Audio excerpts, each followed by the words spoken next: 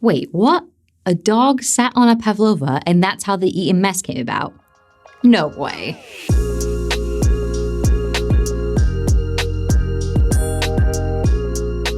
Hey guys, it's Amanda. If you're new here, I'm an American living in the UK, and I post about my life and experiences living here, as well as weekly reactions requested by all of you. Now, if you've seen a few of my videos, you'll know that I love food. I'm not the, I'll take the salad type. I'll eat my food and then steal some of yours. Today, I'm going to be talking about puddings I've encountered since moving here to the UK. As with all of my videos, I'm speaking from my own experiences, so some of these desserts may appear in the US. I've just never heard of or had them until I crossed the pond. But if someone asked you, what's the best British pudding, what would you say? Put it in the comments. Mine would probably be apple crumble, but leave the custard, the cream, and ice cream. I just like it dry. I know so many people think I'm weird, but it's just how I like it. Number 1, sticky toffee pudding. I like it, but it's definitely not my go-to if I'm out in a restaurant. Personally, I just think it's quite heavy, kind of like bread and butter pudding.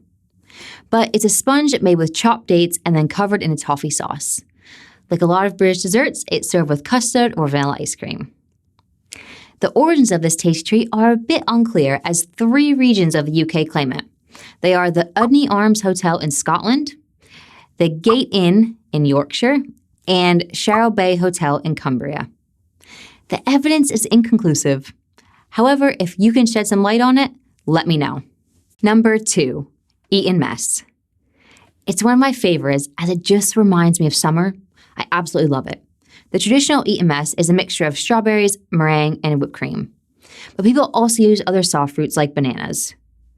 When I make it at home, I like to add raspberries and extra meringue pieces as I just like the crunchiness of it. There are many fun origin stories for it, but one of the most popular, and my personal favorite, dates back to a cricket match at Eton College in the 1920s, when an excited Labrador sat on a picnic basket and squashed the strawberry pavlova inside it, making a mess. Is that true? I'm not sure, but it does make for a great story, and it just kind of makes sense. What do you guys think? Number 3, Bakewell Tart and Bakewell Pudding.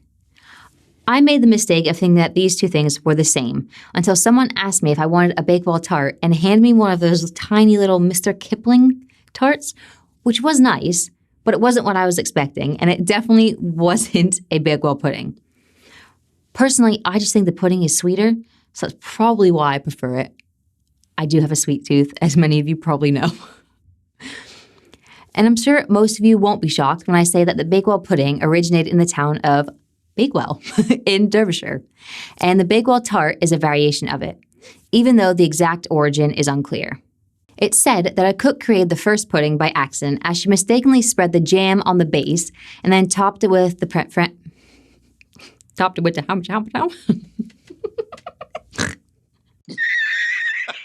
and topped it with the frangipane instead of mixing everything in before finishing the pastry case. But it was very popular and the recipe evolved over the years. I couldn't find much about the origins of the tart, so I can't say much about it. But which one do you prefer, pudding or tart? Number 4, Banfi Pie. One word, delicious. The name actually makes sense as just combining the words banana and toffee, which are some of the main ingredients in the pudding. Nigel Mackenzie and Ian Dowding claim to have invented it in 1971 in East Sussex. However, many people believe it's actually an American pie. So much so that supermarkets actually sold it as an American pie in 1984. And Mackenzie ended up offering like £10,000 to anyone who could prove that it wasn't an English invention. I'm not sure if that's true or if anyone was able to disprove it, but I thought it was pretty interesting, so that's why I wanted to share it with you guys. Number 5, Christmas pudding. It's no surprise that this pudding is traditionally served at Christmas. Now, I'm not a huge fan of alcohol in desserts, so I don't eat very much of it. But it used to be called frumenti. Am I saying that right? Frumenti. Frumenti.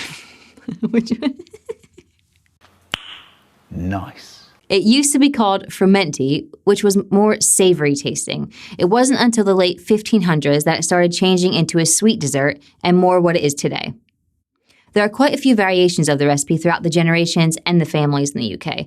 But what I found really interesting were the superstitions around Christmas pudding. One of the most popular is that it should be made with 13 ingredients to represent Jesus and his disciples. And every family member should take turns stirring the pudding with a wooden spoon from east to west, in honor of the wise men. Number 6, spotted dick. It's a traditional pudding made of suet and dried fruit served with custard. It's a peculiar name, one I wouldn't hear and immediately think, that's a dessert. So I decided to look up why that is. The spotted part of the name refers to the sultanas, which resemble spots, which makes sense, and dick is believed to derive from the word dough. So there you have it, spotted dick. But there are so many weird names for desserts, and not just in the UK. My favorite one from the US is shoe fly pie. You'll be happy to know it doesn't contain shoes or flies, and it's absolutely delicious. I love food, especially desserts, and there are so many weird and wonderful puddings in the UK. I'm sure there are plenty that I've never even heard of. So if there's any that you think I should try, let me know. And as always, if you haven't already, please subscribe to my channel, smash that like button if that's what you're into, and I'll see you in the next video.